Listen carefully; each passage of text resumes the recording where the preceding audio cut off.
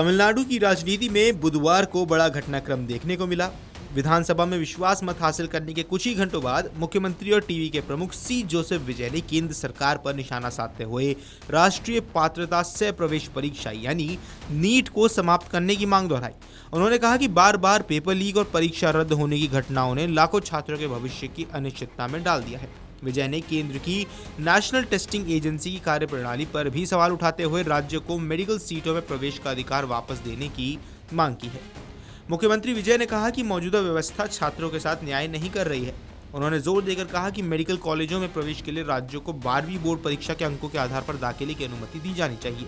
उनके मुताबिक इससे ग्रामीण इलाकों, सरकारी स्कूलों, तमिल माध्यम और आर्थिक रूप से कमजोर वर्गों के छात्रों को राहत मिलेगी। विजय ने कहा कि नीट जैसी केंद्रीकृत परीक्षा ने शिक्षा व्यवस्था में असमानता को और ज्यादा बढ़ा दिया है।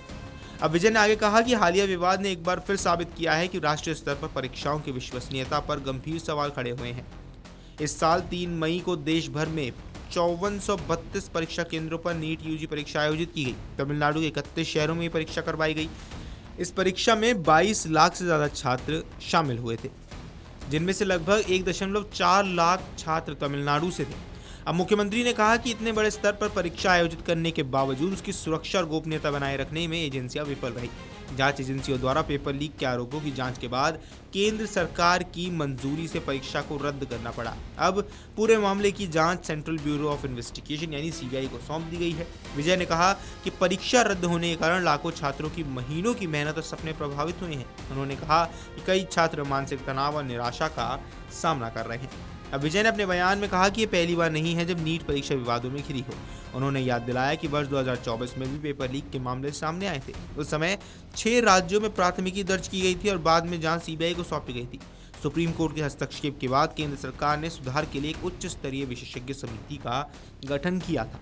अब ये समिति के राधाकृष्णन की अध्यक्षता में बनाई गई थी। समिति ने परीक्षा प्रणाली में सुधार के लिए 95 बिंदुओं वाली विस्तृत सिफारिशें सरकार को सौंपी, लेकिन मुख्यमंत्री विजय ने कहा कि इतने बड़े सुधारात्मक सुझावों के बावजूद 2 वर्षों के भीतर दोबारा पेपर लीक की घटना सामने आना ये दर्शाता है कि प्रणालीगत खामियां भी बनी हैं।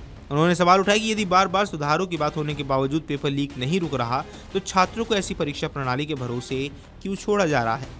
मुख्यमंत्री विजय ने आगे कहा कि तमिलनाडु शुरू से ही नीट का विरोध करता रहा है। उन्होंने कहा राज्य के सभी प्रमुख राजनीतिक पार्टियां इस मुद्दे पर लगभग एकमत रही हैं। उनका तर्क है नीट परीक्षा शहरी और संपन्न वर्ग के छात्रों को फायदा पहुंचाती है, जबकि ग्रामीण और सरकारी स्कूलों के छात्र यहां पीछे छूट जाते हैं। विजय ने कहा कि कोचिंग आधारित व्यवस्था सामाजिक न्याय की भावना के सख्त खिलाफ है। अब राजनीतिक विश्लेषकों का मानना है कि विधानसभा में विश्वास मत जीतने के तुरंत बाद विजय का यह बयान राजनीतिक रूप से भी अहम। इससे साफ संकेत मिलता है कि उनकी सरकार शिक्षा और सामाजिक न्याय जैसे मुद्दों को प्रमुखता से उठाने वाली है। Video desk amarujala.com। अगर आप ये वीडियो YouTube पर देख रहे हैं तो हमारे चैनल को सब्सक्राइब कर बेल आइकन दबाएं और Facebook पर देख रहे हैं तो हमारे पेज को लाइक करें।